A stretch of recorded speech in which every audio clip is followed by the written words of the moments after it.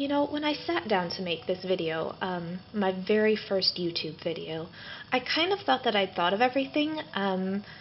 I had worked out a camera solution. Yes, it was my iPhone, but that was really all that I could attach in any sort of way to my very cheap tripod that you could see the art that I was doing. I was like, okay, I have my video recorder here. I don't have any nice lights, but I had some daylight at the time and brought all the lamps that I had around me, and I was like, okay, this is fine. I have my video editing software, as I'm an Adobe person. I have Creative Suite anyway. I was like, okay, don't need to worry about that.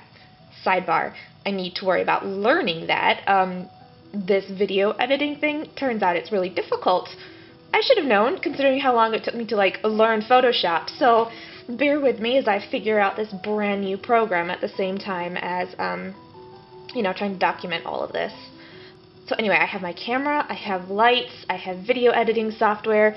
I figure I can use a phone to record audio as well. It's like, alright, cool, I'm set. What I didn't expect, and what really took me by surprise in this whole making a YouTube video process, was the amount of fear that almost paralyzed me as soon as I sat down to draw. And you'll actually see throughout this process there are times where my hand will just go still, and it seems like just a brief second in a time lapse, but in real life I'd be sitting there, for 30 seconds or a minute straight, just even longer sometimes. I would just sit there as I just did. I would just sit there as I just did,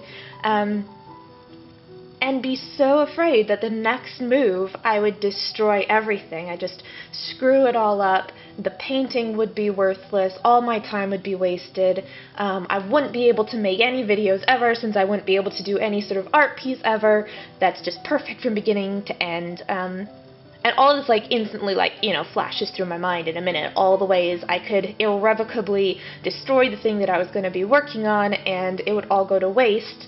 Or even if it didn't go to waste and I post it anyway, that people would judge me for it. Which was it was genuinely a surprise. I went to art school, I sat through so many critiques, I've had rejection throughout my life, rejection from a grad school I wanted to get into, ideal jobs that I didn't get, art competitions that I didn't win, art fairs that I didn't get into, all of this. It's very much that has been, a close companion, as it is, I think, for pretty much every sort of artistic or creative professional out there. Rejection and criticism is something we get a lot just in our day-to-day professional life. So it was really quite surprising that the notion that a nameless, faceless number of immeasurable people in the future might think what I had done was no good. Because that's the thing, it's like, you face rejection in real life, and you have something immediate there. You have that rejection letter, or you're in an interview and they turn you down, it's right there, you go through a critique, the person is right in front of you. And even if you're doing public speaking, which is something I've done a bit in the past and which I've enjoyed, you can see when you lose your audience's interest and you get the energy off them, which you can then respond to. But when you're here on the internet, you don't know what it is that has lost their interest. You don't know exactly where you've gone wrong. If it's just not successful, and people then aren't commenting about it, it's like, is that a sort of failure that would make me want to stop, or that would make other people want to stop? And it's this unknown, potential disappointing people in the future. And I think the fear of the unknown is one of the biggest fundamental human fears that is out there, which makes it all the more understandable, I think, to me, why more artists aren't on YouTube and aren't making video. And it's not that they're not incredible and wonderful. There's so many mind-blowingly skilled and talented artists out there who don't have a YouTube channel, and probably would never want to have a YouTube channel. And the thing is, There is no easy solution to it. There's no answer. You never know what sort of reception you're gonna get, especially with this, the first video, whatever your first video may be. There is literally no way to know how people are gonna take it, if it's gonna do well, if your channel will ever do well. It's such a huge unknown. So why not just hit the record button?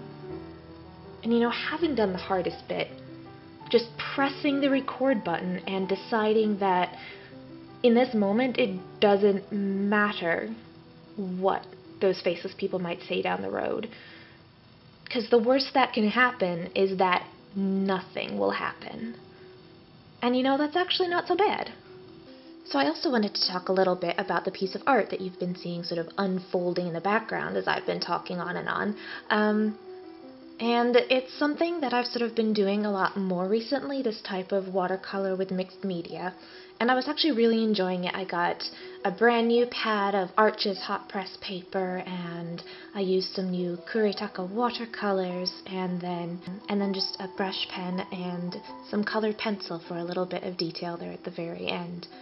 And hopefully it's the start of a new series of historical lesbians, which is something that is a subject matter very, very near and dear to my heart, and there can never be too many Victorian and Regency era and Renaissance era ladies in love with other ladies. So keep an eye peeled, and hopefully there will be a lot more of these in the future.